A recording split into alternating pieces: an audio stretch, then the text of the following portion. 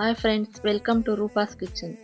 ನಾನಿವತ್ತು ಬೆಳಗ್ಗೆ ಅಪ್ಲೋಡ್ ಮಾಡಿದ ಮೆನು ನೋಡಿ ನಮಗೆ ತುಂಬ ಪರಿಚಯ ಇರುವವರೇ 1 kg ಮೊಟ್ಟೆ ಕೋಳಿ ಸಾಂಬಾರು ಆರ್ಡ್ರ್ ಮಾಡಿದರು.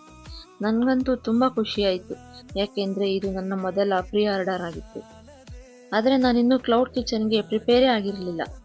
ಆದರೆ 1 kg ಚಿಕನ್ ಸಾಂಬಾರು ಅಷ್ಟೇ ಅಲ್ವಾ, ನನಗೇನು ರಿಸ್ಕ್ ಅಂತ ಅನಿಸ್ಲಿಲ್ಲ.